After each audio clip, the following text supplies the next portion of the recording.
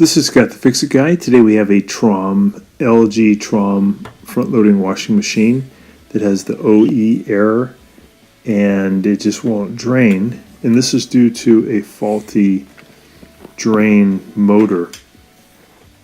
It's actually the little impeller that goes on the motor shaft breaks off and gets kind of wobbly, so we're going to be replacing it. So we have to unplug it and then remove this little Phillips head screw here from the drain area.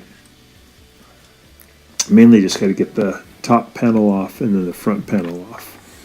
Take this piece off. There's another little Phillips head screw that we remove at the bottom, and that's holding the bottom of the front panel on.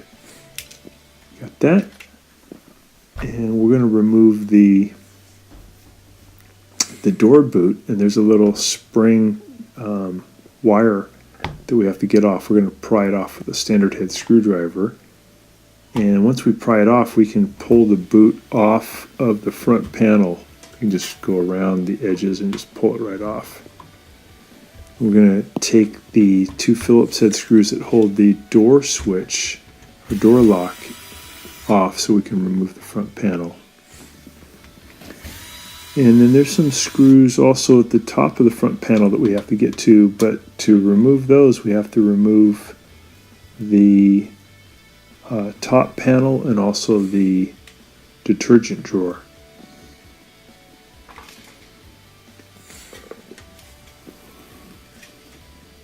So there's two Phillips head screws here on the back we have to remove to get the top panel off. One on the back right, one on the back left.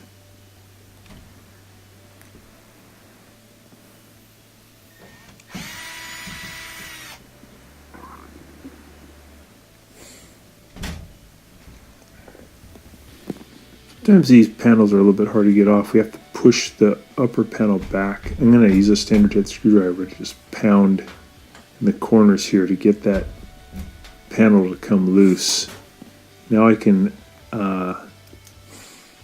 lift it off, but I think I'll work on the detergent drawer here. I'll press in on this tab, pull the detergent drawer out, and I'm going to remove two stainless steel screws. They're a little bit longer than the other screws, and they're stainless steel because they get exposed to corrosive soap, and you have to have a type of metal that can withstand that. So they're real heavy silvery color. And now we're going to have to get the top panel off, so I'm going to push back, lift up. Just be patient. These sometimes are a little tricky to get off. Get that off to the side. And there's a little Phillips head screw in the upper right hand corner that's holding the front panel on, or the control panel on. So take out that one little Phillips head screw, and then I want to pull back on this control panel. I'm going to use a standard head screwdriver to help pry in very gently and carefully between the frame and the top of the control panel. Just take your time here. You don't want to crack the plastic. But these clips are in pretty tight. So eventually you'll get it loose, and then you can just take the panel and lift it up and put it on top of the frame just to get it out of the way. There we go. We have to remove some screws here at the top. I sped up the camera a little bit. And these are holding on the top of the front panel. And then we can pull the front panel off and we'll have access to the drain assembly.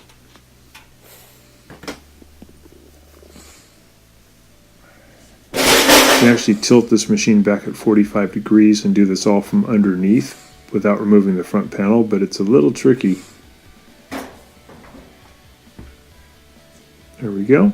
And I am going to pull the machine away from the wall and tilt it back 45 degrees against the wall.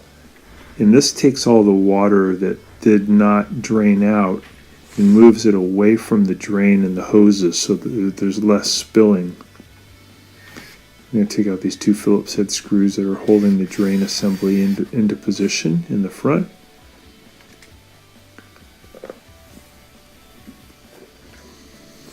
We're going to take the hoses off, so we depress the spring clip with a pair of pliers. And this is the main one going from the tub to the drain motor. And sometimes there's a lot of water in here, so be careful. Leaning it back does help though. Then I'm going to take off the one that's taking the water from the pump out into away from the washing machine. Take that one off. And then I'm going to take off the little one here on the circulation pump. That's another pump that's over to the right hand side. So the one we're replacing is the one on the left, to your left. The one on the right usually does not need to be replaced. Taking the wires off of the circulation pump, there's two power wires. And now there's a little tab underneath the washing machine that I have to pull back on. I have to pry it back, the standard head screwdriver, to release the drain assembly. This is again underneath, so it's good to pull this back to 45 degrees so that you can get underneath easier too.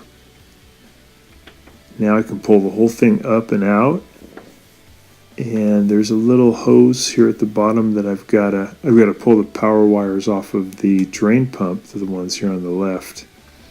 There's also a little tiny hose underneath that I have to pull through the frame.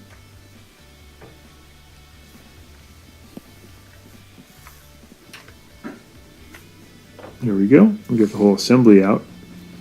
And the one here on the left is the one we're going to be replacing. Again, the one on the right, circulation pump, generally does not wear out. It's this one. So there's 3 Phillips head screws we have to remove. You want to kind of get an idea of where those screws are so that you can put those screws back in through the new pump in the same position. You'll notice that the drain pump is in against the drain housing at about 45 degrees, so you want to try to match that same angle when you put the new motor on. It's funny too, these motors usually last a long time, but it's just the impellers get loose on the motor shaft. I think like a coin might get pulled into the mechanism, and then they smack this piece of metal, and then that works them loose on the shaft. Very common with the LG.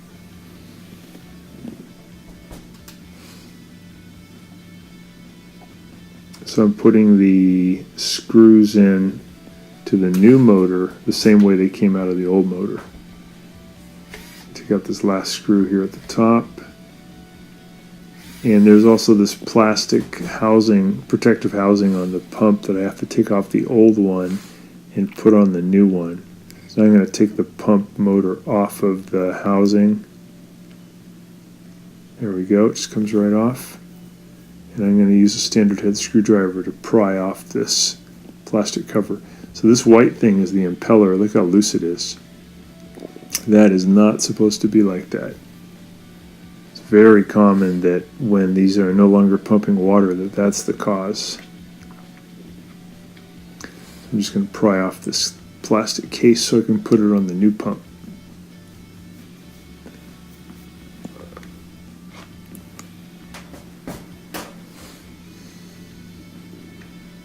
There we go. And you basically just push this new case on. Wiggle and push.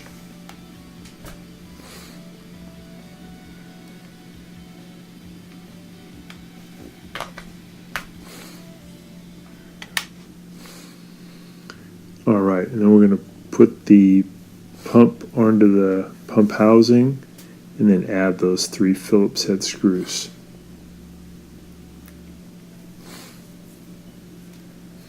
Those tight.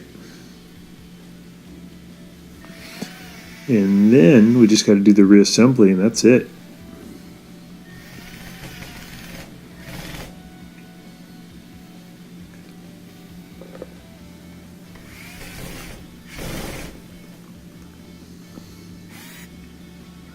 Okay, now we're going to put the whole thing back in.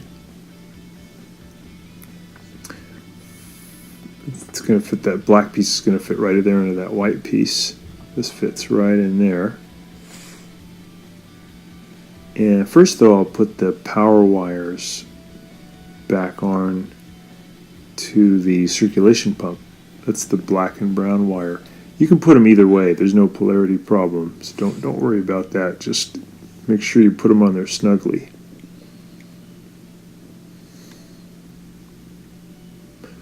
Gonna put it through this little clip to get it out of the way. I'm gonna feed this little drain hose back through the frame.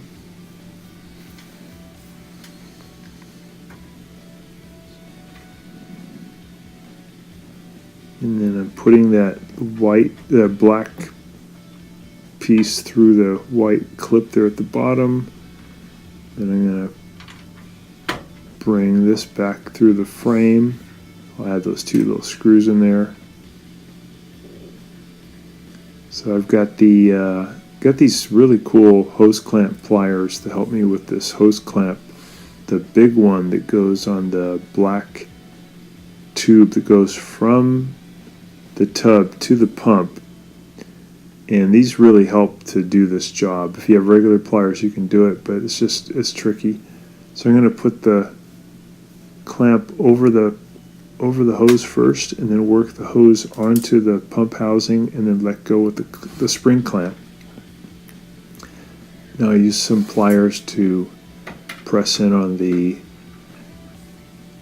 drain hose and push it back down on, and then let go with the pliers so it's got a nice tight fit.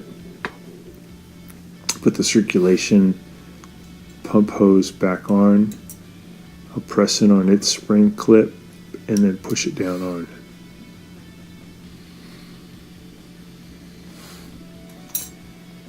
We'll add the power wires back onto the circulation pump.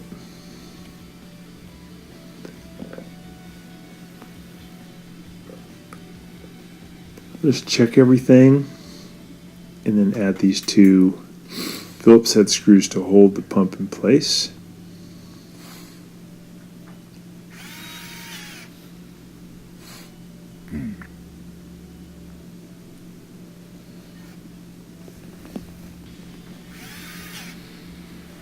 There we go. Make sure all the connections are tight. Okay, looks good. We're going to bring it back down slowly to flat from 45 degrees. We'll put the panels back on. So the front panel, all I have to do is just put the bottom of it back onto two clips at the bottom, and then I can push the panel up against the frame and then add the fasteners to hold it. So here's putting the bottom part over the clips. We're going to push it forward. And we'll put the fasteners that hold the top of it.